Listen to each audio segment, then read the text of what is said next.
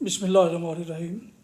محترم سامعین، ناظرین و ویورز، السلام علیکم ورحمۃ اللہ وبرکاتہ۔ رب اشرح لی صدری ویسر لی امری واحلل عقدۃ من لسانی یفقہوا قولی۔ راہ ہدایت و نجات کے سلسلے کا ولاگ درس قرآن کا آغاز کرتے ہیں۔ مدرس ہوں گے جناب قاری حافظ مولانا محمد اقبال صاحب، خطیب جامعہ مسجد نگینہ محلہ انصاریہ شیخوپورہ۔ یہ روحانی اور قرآنی سلسلے کا ولاگ جو سراسر باعث خیر، باعث برکت اور باعث ثواب ہے، روزانہ کی بنیاد پر میں اپنے یوٹیوب چینل بشیر رشیدی سے پیش کرتا ہوں۔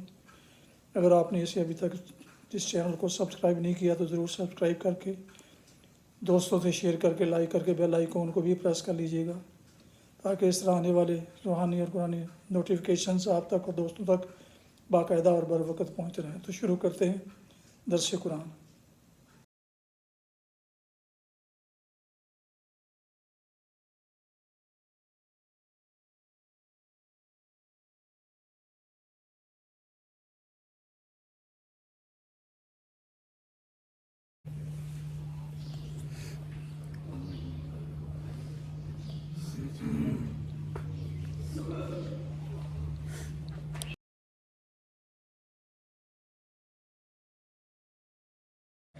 الحمد لله وكفى والصلاة والسلام على من لا نبي بعد. أما بعد فأعوذ بالله من الشيطان الرجيم. بسم الله الرحمن الرحيم. فأما الإنسان إذا ما ابتلاه ربه فأكرمه ونعمه فيقول ربي أكرمن وأما إذا ما ابتلاه فقدر عليه رزقه فيقول ربي أهانن كلا بل لا تكرمون اليتيم ولا تحاضون على طعام المسكين وتأكلون التراث أكلا لما وتحبون المال حبا جما. صدق اللہ العظیم.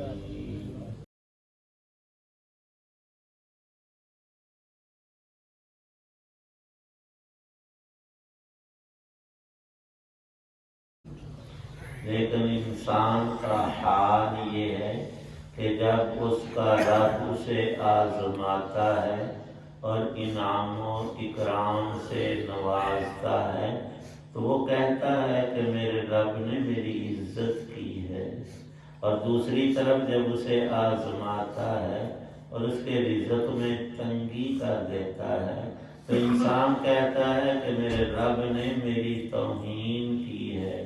ہرگز ایسا نہیں ہے، صرف یہی نہیں بلکہ تم یتیم کی عزت نہیں کرتے اور مسکینوں کو کھانا کھلانے کی ایک دوسرے کو ترغیب نہیں دیتے اور میراث کا مال سمیٹ سمیٹ کر کھا جاتے ہو اور مال سے بے حد محبت کرتے ہو۔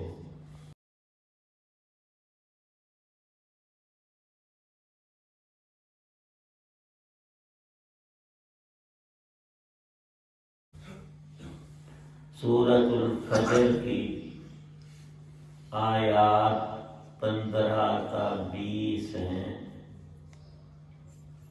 اللہ تعالی شانہ نے ہم انسانوں کی ایک عظیم غلطی کو بیان فرمایا ہے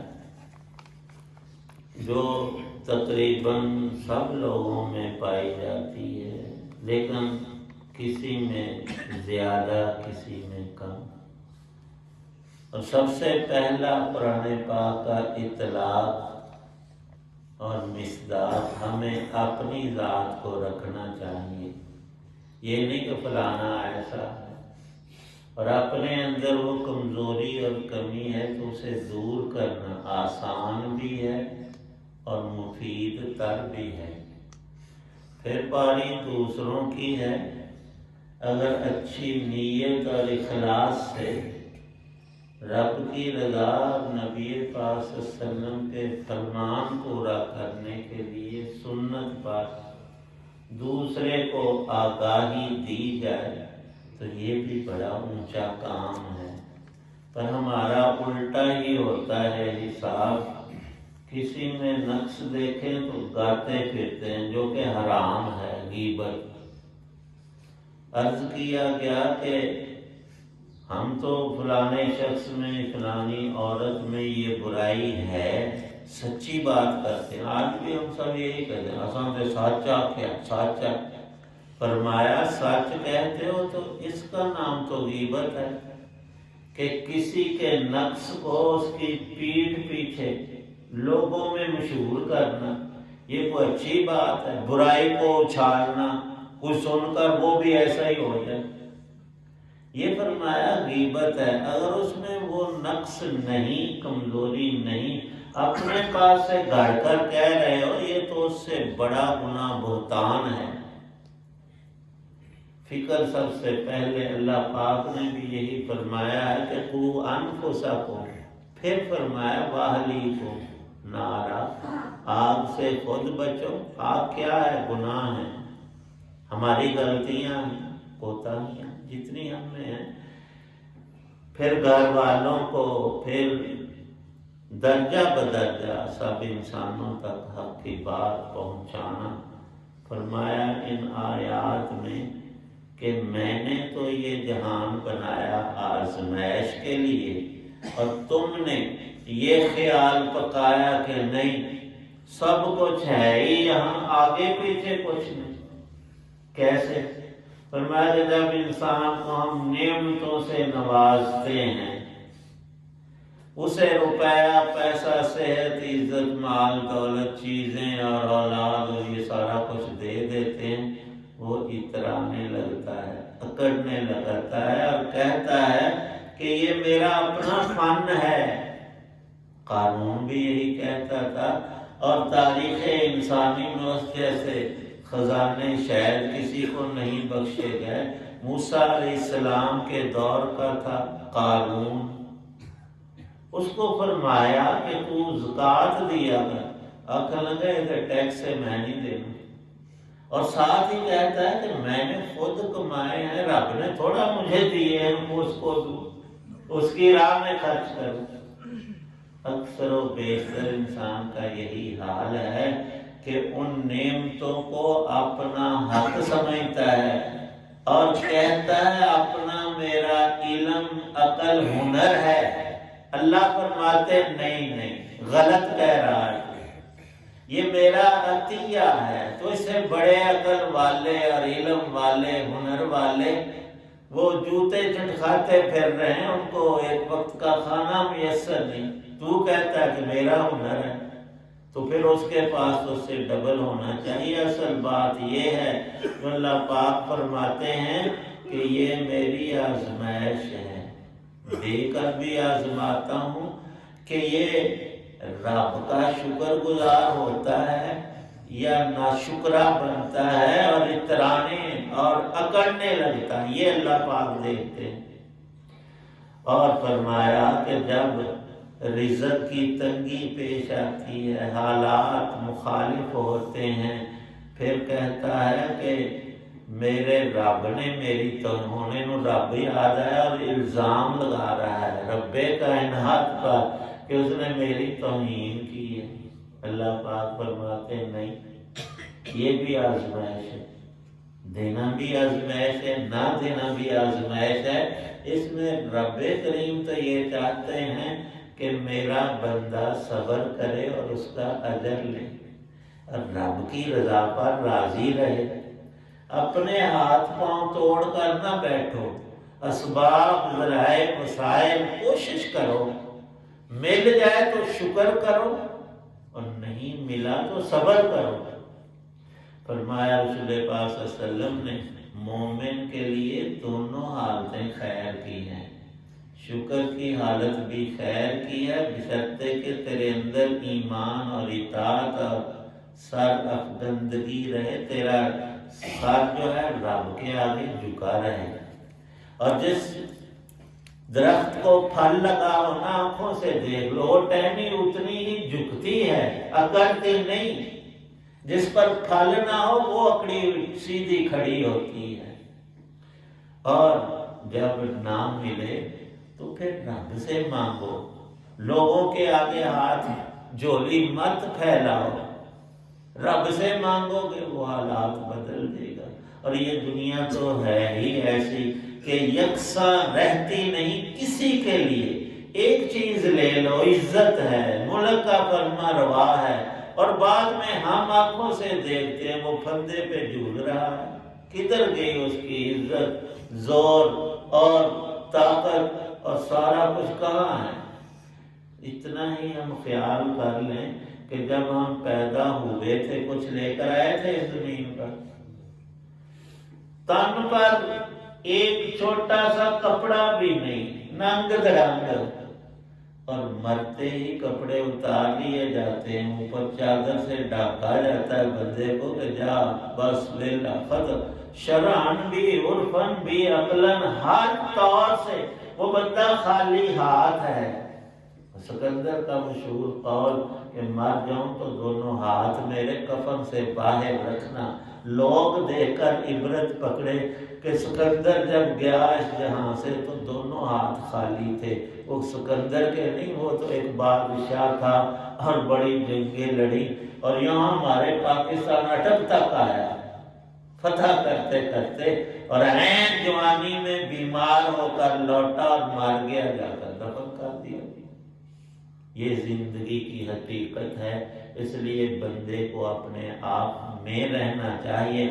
رب کائنات پر الزام لگانا اس سے بڑی بے شرمی اور بے حیائی کی بات نہیں کہ اے بندے تجھے پیدا کیا اور بہت کچھ دیا اور تو رب پر الزام لگا رہا ہے کہ میری توہین کی ہے۔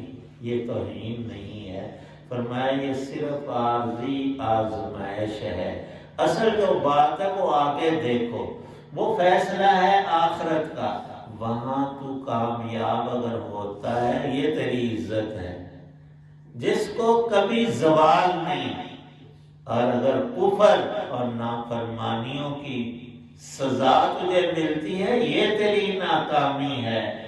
دنیا میں مال کی کمی ناکامی نہیں، بیماری ناکامی نہیں، یہ نہیں کہ جس کے پاس چیزیں ہیں نعمتیں تو وہ اللہ کا بڑا قریبی اور نیک ترین بندہ ہے، اور جس کے پاس کچھ نہیں وہ مردود ہے۔ نہیں نہیں، یہ معیار ہے ہی نہیں، ورنہ تو سارا یہ کارخانہ ہی الٹا ہو جاتا ہے اور آنکھیں انسان کی بہنگی ہے ہو جاتی ہے۔ فرمایا کہ مال سے تیری محبت اتنی شدید کہ 4 پیسے آئے یتیم کو دھکے دیتا کہ وہ اس کا والی وارث نہیں، باپ نہیں، کوئی پوچھنے والا نہیں، اور مسکین محتاج کوئی کھانا مانگ لے، کوئی پیسہ مانگ لے، طریقہ ہے نبی پاک صلی اللہ علیہ وسلم فرماتے ہیں تیرے پاس ہے نہیں یا دینے کو دل نہیں چاہتا تو سخت زبان مت استعمال کر، اسے معذرت کر لے، اور محتاجوں کو دینا وہ رب کے دیے ہوئے میں سے ہے۔ ابھی تمہیں اندھا کر دے، کل بندہ بالکل ٹھیک پھر رہا تھا اور آنکھیں دکھانے گیا، اس نے کہا ڈاکٹر نے کہ یہ موتیا اور فلانی بیماری ہے، اچھا جی آپریشن کرواؤ، نہیں جی میں نہیں، وہ تکلیف بڑی ہوتی ہے، 2-4 دن۔ ہمارے ایک بزرگ تھے یہاں مسجد، مجھے خود فرمانے لگے کہ موتیے سے میری نظر بالکل بند ہو گئی، اگر ڈاکٹر مجھ سے مانگتا 1 لاکھ روپیہ کہ ابھی کھل جائے گی آپریشن کرتا ہوں آنکھیں ٹھیک، فرمانے لگے کہ میں یقیناً اس کو دے دیتا 1 لاکھ روپے۔ میں نے عرض کیا کہ اگر آپ کے پاس کروڑ ہوتا نا آپ کی نظر ادھر بھی چلی جانی تھی کہ آنکھیں واپس آتی تو کروڑ بھی دے دو۔ ایسی نعمتیں ہوتے ہوئے پھر کہنا کہ میرے اوپر رب کی مار پڑی ہے کہ مجھے پیسے نہیں دیے اور فلاں فلاں چیزیں اولاد، یہ رب کے اس کی قدرت ہے، دینا بھی نہ دینا اور دے کر لے لینا، لیکن ہم بندے ہیں نا ہماری کمر ٹوٹ جاتی ہے، میرا بیٹا تھا اور فوت ہو گیا اب میرا کچھ نہیں رہا، زبان سے بھی کہہ نہیں نہیں نہیں، جس کی چیز تھی اس نے واپس لے لی۔ ادھر دیکھ کہ دیا کس نے تھا؟ رب نے۔ وہ نہ دیتا تو کس مقدار سے اولاد خریدتا؟ ہر چیز ایسی ہے، موتی صرف اللہ کی ذات ہے۔ وہ حقیقت بتا رہے ہیں ہمیں کہ یہ منظر، یہ لین دین ہونا نہ ہونا عارضی ہے اور تیری موت تک ہے۔ پھر تو نے اے بندے اگلے جہان میں چلے جانا ہے، وہاں یہ تیرا مسجد میں آنا ایک ایک قدم، تیرا نماز کا ایک سجدہ تجھے وہاں دکھائی دے گا کہ اس پر اجر کیا ہے۔ پھر کفِ حسرت ملتا ہے انسان، ہائے کاش میں نے باہر حقے پہ، لڈو پر، کھیلوں اور گیموں میں ساری زندگی گپوں میں گزار دی، اخباریں پڑھتا رہا۔ کوئی تو وزیر بننا ہے؟ کخ بھی نہیں، نو۔ اور اس میں وقت ضائع کرنا اور خوش ہونا، میں فلانے اخبار روزانہ سارے پڑھتا ہوں۔ تینوں ڈبا کی 5 سالہ اخبار پڑھ 4 دن تسبیح کر کے بھی دیکھ لے۔ ایک بزرگ کا کل پڑھا ہے، پہلے تو یہ تھا کہ 100 دفعہ سورۃ اخلاص، ان کا زندگی بھر کا شروع سے ہی بچپنے سے کسی نے سکھا دی یہ نیکی، وہ 1000 مرتبہ سورۃ اخلاص روزانہ پڑھتے۔ ہائے کیوں پڑھ نہیں دسی، انہوں نیند نہیں سی آتی، اور اس میں اتنی وہ چند منٹ گھنٹے نہیں لگتے سورۃ اخلاص کو 1000 دفعہ پڑھنے میں، 5-7 گھنٹے نہیں لگتے، ایک دفعہ پڑھو 1 منٹ میں، منٹ سے پہلے وہ پڑھتے۔ اللہ پاک صحیح سمجھ عطا کریں، تیاری کی توفیق، قرآن کا شغف عطا فرمائے۔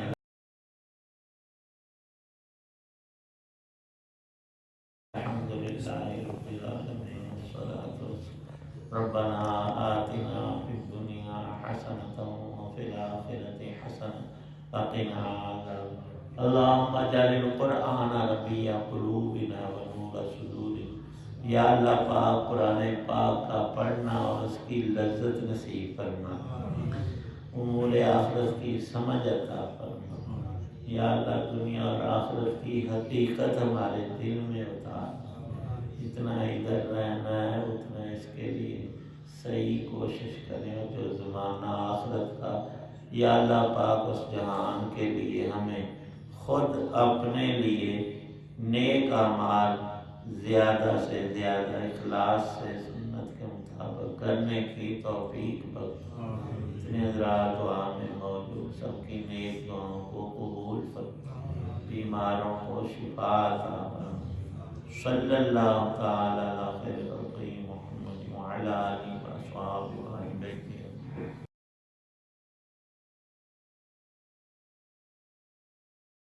محترم ویورز، ابھی آپ سن رہے تھے اور دیکھ رہے تھے راہ ہدایت و نجات کے سلسلے کا ولاگ درس قرآن۔ آج کے درس میں سورہ الفجر کی آیات 15 تا 20 کی تلاوت، ترجمہ اور تفسیر بیان کی گئی۔ مدرس تھے جناب مولانا محمد اقبال صاحب، اور اس ولاگ کو، روحانی اور قرآنی ولاگ کو، جو سراسر باعث خیر، باعث برکت اور باعث ثواب نور ہدایت ہے، میں نے اپنے یوٹیوب چینل بشیر رشیدی سے آپ کی خدمت میں پیش کیا۔ اللہ تعالیٰ میری یہ کاوش قبول فرمائے، آمین۔ اللہ تعالیٰ آپ کا حامی و ناصر، اللہ تعالیٰ آپ کو، آپ کے لکھانہ کو ہمیشہ اپنی زبان میں رکھے، آمین۔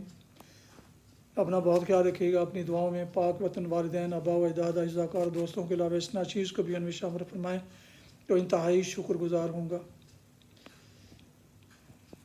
آج کا ولاگ اس دعا پر ختم کرتا ہوں کہ آپ اور آپ کے اہل خانہ جہاں بھی رہیں خوش رہیں، آباد رہیں، شاد باد رہیں، آمین۔ السلام علیکم ورحمۃ اللہ وبرکاتہ۔ پاکستان زندہ باد۔ اللہ حافظ۔